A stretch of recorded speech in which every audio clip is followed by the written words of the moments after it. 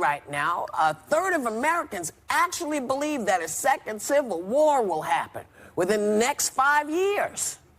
Now, wow. But this isn't rhetoric. This isn't like, oh, there's a breeze of civil war and physical war here. It's a hurricane already. In the church. Can I start by just sharing the vision really quickly with you so that you have an understanding? So I had this dream that I was preaching about America dying on the threshold of the church. I then, on the heels of that, have this open vision. I was sitting on my couch, I'm looking at my television set, and I see a storm. A newscaster comes on, and he's basically saying, we've got an emergency going on in the country. He said, there is an unprecedented storm. And they show a picture, and the storm looks like a hurricane. Now, I'm living in Louisiana. It's on the hills of Katrina. I'm very familiar with what a hurricane is. It looks like a hurricane, but what was interesting is it was a hurricane that stretched all the way from the northern border to the southern border, and it was moving right down the heart of America. It was coming all the way across America. It was going west to east, all the way across America. The eye was over the center of America, the heartbeat of America.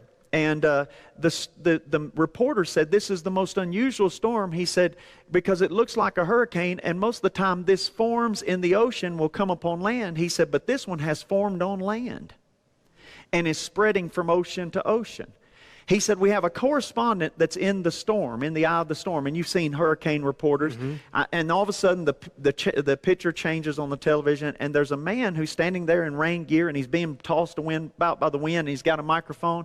He said, this is the most unusual storm I've ever seen. And there's stuff swirling around his head. And he reaches down, and he picks up, and he has in his hand $100 bills. He says, this is a storm of money. About that time, I go back to the reporter, and he says, there has been another tragedy that's happening right now in America, another crisis, and all of a sudden I see on my television, I'm trying to shorten this up, all this is in the book, I see on my television screen riots, fires burning in cities all across America, riots going on in America. I saw people holding signs. One of the signs that really stood out to me was a sign with big red letters that said, I want my entitlements. I'll never will forget that. And and you got to think, I think this is live. I think this is really happening. So I'm terrified at the moment. I'm trying to think, what do I need to do to save my family? What do I need to do to save my church? How are we going to do ministry? All of this stuff is running through my mind.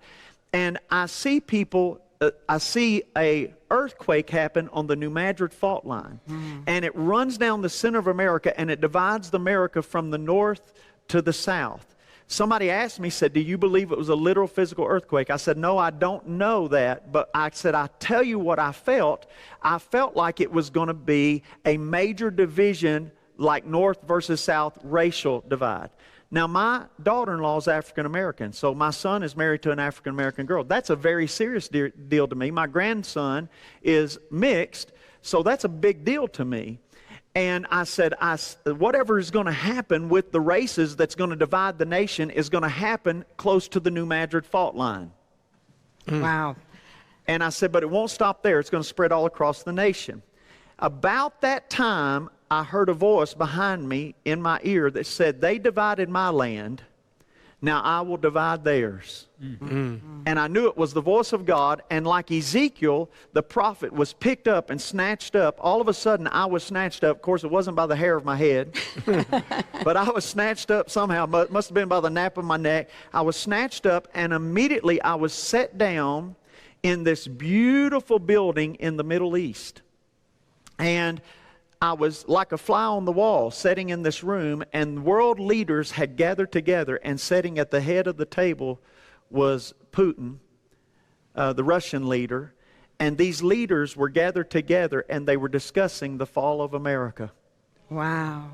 Wow. And I sat there and listened to them discuss the fall of America, and the next thing I know, I hit my body like this. And when I looked at the television, the news was back on the regular programming. I immediately knew that I had this visitation from the Lord. I stayed up all night. I wept. I cried.